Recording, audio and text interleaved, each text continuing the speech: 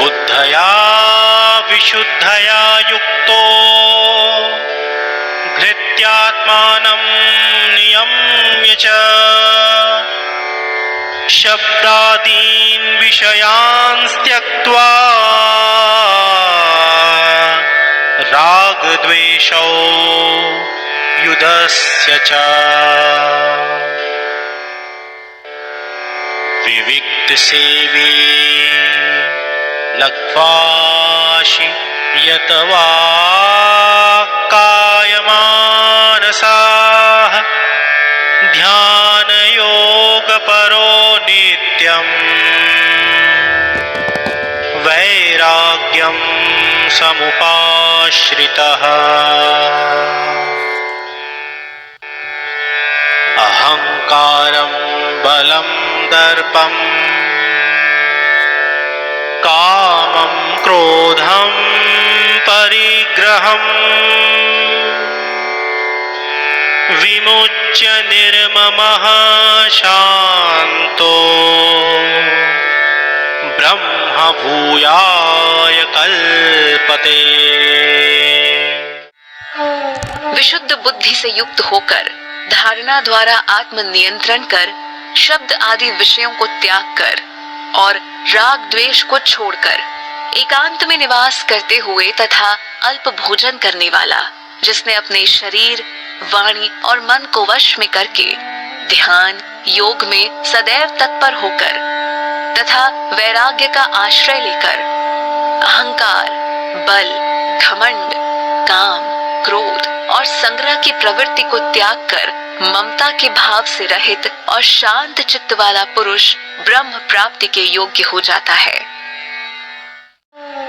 Endowed with a pure intellect, having self-control through courage, sacrificing the sensory objects and abandoning love and hatred, dwelling in silence, eating lightly, having controlled his body, mind and speech, ever engaged in yoga of meditation and taking refuge in dispassion, abandoning the tendencies of ego, power, arrogance, desire, anger and possession, and free from the notion of mine with a calm mind.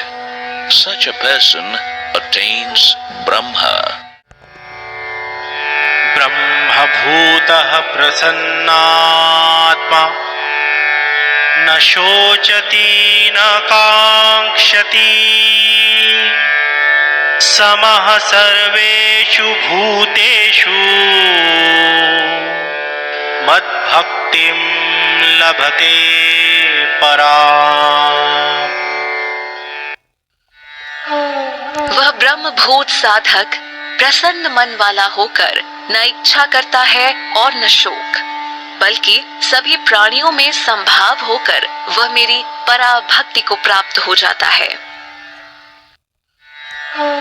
Having established himself in that Brahma, that person with a blissful state of mind neither desires nor does he grieve. He rather remains same to all beings and attains my supreme devotion. भक्त्या मामभिजानाति यावान्यश्चास्मि तत्त्वतः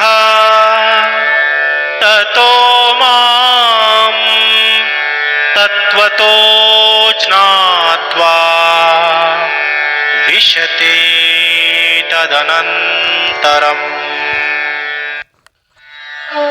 उस पराभक्ति द्वारा मैं जितना हूँ, जो हूँ, वैसा ही मुझे तत्व से जान लेता है और यह जानकर वह तत्काल ही मुझ में प्रवेश कर जाता है।